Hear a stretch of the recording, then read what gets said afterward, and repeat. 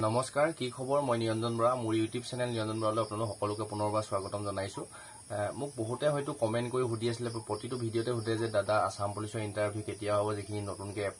নতুনকে এপ্লাই হৈছিল 2024 কাৰণে ফাইনালি মুখ্যমন্ত্ৰী ডাঙৰীয়া ঘোষণা কৰিলে মইও আগতো কেবাটা ভিডিওত কৈছিলো মই আইডিয়া যে জুন জুলাইত ইন্টাৰভিউ হোৱা হিমানটা আশা নাই যেহেতু জুলাইত বানপানী সমস্যাটো আমাৰ অসমৰ কথা সকলোৱে জানে ফুল ডিটেইলি কি কথা কৈছে ভিডিওটোত আলোচনা কৰিম ভিডিওটো আৰম্ভ কৰাৰ আগতে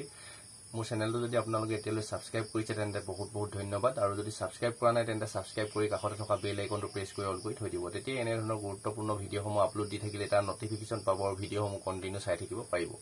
আহক এতিয়া আমি ভিডিওটো আৰম্ভ কৰো যোৱাকালি মুখ্যমন্ত্ৰী ডাঙৰীয়া যেহেতু কি কোনোবা এখন মিটিঙত কৈছিলে তেতিয়া আমাৰ নিচিনা কিছুমান কেণ্ডিডেটে আছিল আপোনালোকৰ আমাৰ নিচিনা তেখেতলোকে কুৱেশ্যন কৰিছিলে যে হিমন্ত বিশ্ব শৰ্মা ডাঙৰীয়া মুখ্যমন্ত্ৰী ডাঙৰীয়াক যে মামা আসাম পুলিচৰ ইন্টাৰভিউটো কেতিয়া পাতিব তেতিয়া মুখ্যমন্ত্ৰী ডাঙৰীয়া স্পষ্টকৈ ঘোষণা কৰিলে মই কোৱা কথা নহয় যে জুলাইত ইন্টাৰভিউ নহব যেহেতু এতিয়া বানপানী হৈ গল তোমালোকে প্ৰেক্টিছ বিলাক কৰিব পৰা নাই এনেকে কৈছে মই ভিডিওটো শেষত লগাই দিম আপোনালোকে ভিডিওটো যদি শেষলৈকে চাই তাত মই যি কৈছে যেটো বাৰ্তা কৈছে হেতু আপোনালোকক লগাই দিম যে জুলাইত বানপানী হৈ গল ফিল্ড বিলাকৰ অৱস্থা বেয়া হৈ গল সেইবাবে জুলাইত নতুন ডেট এটা ঘোষণা কৰিব বুলিহে তেখেতে কৈছে আৰু মই আগতে কৈছিলো এতিয়া দেখিছে কেৱল নাটকৰ নিচিনাই হৈ আছে ফৰেষ্টৰে এপইন্টমেন্ট দিয়াৰ পাছৰ পৰা সোনকালে এডভাৰটাইজমেন্ট অহা কথা আছিল নাহিলে নৱেম্বৰ ডিসেম্বৰ পালে গৈ তাৰ পিছত এপ্লাই হোৱাৰ পিছত জানুৱাৰী ফেব্ৰুৱাৰীতে ইন্টাৰভিউ হোৱা কথা আছিল নহল আকৌ এপ্ৰিলত ইলেকশন আহিলে এতিয়াও আকৌ তাৰ পিছতে ইলেকশনৰ আগে পাছলৈকে আগলৈকে কৈছিল যে জুন জুলাইত ইন্টাৰভিউ হ'ব আসাম পুলিচৰ কিন্তু এতিয়া আকৌ যোৱাকালি ঘোষণা কৰিলে যে জুলাইত ইন্টাৰভিউ নহব ইন্টাৰভিউ ডেট ঘোষণা কৰিবহে জুলাই মাহত আগতে হয়তো চৰকাৰে জানিব লাগিছিল যে আমাৰ অসমত জুন জুলাই মাহত কিমান বানপানী হয় এতিয়া তেখেতে কৈটো কিবা হ'ব নি কিন্তু হুদা যিসকল কেণ্ডিডেটে কুৱেশ্যন বিলাক সুধে তেওঁলোকে কথাবিলাক ক'ব নাজানে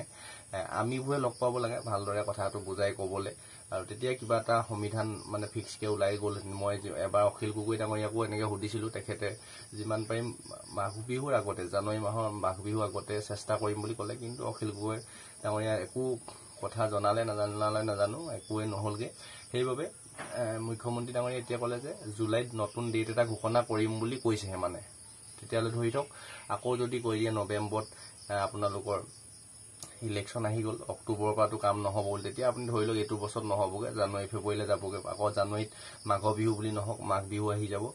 হলো যিমান পাৰে এটাই আমাৰ অনুৰোধ সোনকালে ইন্টাৰভিউটো হওক বহুত বছৰে হৈ গল ল'ৰা-ছোৱালীখিনে দৌৰি থকা আৰু আজিকালি ইন্টাৰভিউ আহিলে দৌৰিম বুলি কোনো ল'ৰা-ছোৱালী ৰখি নাথাকে অনবৰত যেহেতু প্ৰেক্টিছ সকলোৱে কৰি থাকে মোৰ কথাটো হয় নহয় আপোনালোকে একমত কমেন্ট কৰি জনাব মই যিমানখিনি মোৰ আইডিয়া ফালৰ পৰা কওঁ কথাখিনি প্ৰায় মিলিয়ে গৈছে আগতো মই ইনষ্টাটো বহুত কিটা ভিডিও দিছিলো কেতিয়া মানে হোৱাৰ ইন্টাৰভিউ যিমানখিনি যি কেটা কথা কৈছো আটাইকেটা হৈ গৈছে জুন জুলাইত বানপানী হল ইলেকশন আহিলে এপ্ৰিলত তাৰ কাৰণে নহল আকৌ নৱেম্বৰত পঞ্চায়ত ইলেকশন আহি আছে তাৰ অক্টোবৰ মানৰ পৰা কোনো ধৰণৰ কাম কাজ নহব যদি এতিয়া জুলাইত নহয় যেতিয়া আগষ্ট ছেপ্টেম্বৰ এই দুমাহে সময় আছে চৰকাৰৰ হাতত কথাটো ভালদৰে চিন্তা চৰ্চা কৰিলে হল চৰকাৰৰ কথা পাতো বুলিলে এক মাহতো পাতি দিব পাৰে ফিজিক্যাল মেডিকেল ইত্যাদি কৰি ৰিটেন এক্সাম কোৱালিফাই কমপ্লিট কৰি ফাইনেল এক্সামো দিয়া ফাইনেল মেৰিট লিষ্টটো দিবগে পাৰে চৰকাৰে কিন্তু এইবিলাক কি কৰি আছে তেওঁলোকেহে জানিব কিন্তু আমাৰ কাৰণে যিমানবোৰ বয়স ৰখি নাথাকে মানুহৰ ভৱিষ্যতৰ কিছুমান বয়সৰ কথা আছে অকল পুলিচৰ ইন্টাৰভিউতে যদি 3 বছৰ 4 বছৰ গুচি যায় তেন্তে বাকি সময়খিনি কেতিয়া কি কৰিব কামকাজ চাকৰি হলেতো হৈ গল নোহোৱা হলে কি কৰিব এনেকুৱা ধৰণৰ কিছুমান কথা থাকে সেইবাবে চৰকাৰেও ভালদৰে চিন্তা চৰ্চা কৰিব লাগে আপোনালোকে এইটো ভিডিও সকলোকে শ্বেয়াৰ কৰি দিব যাতে চৰকাৰৰ মানুহৰ বিষয়ববীয়াও যাতে কেনেবাকৈ 2 একৰ হয়তো চকুত এইটো ভিডিও পৰেগৈ আমি যেহেতু সৰু এটা ইউটিউবাৰ হে যিমানখিনি কথা আমাৰ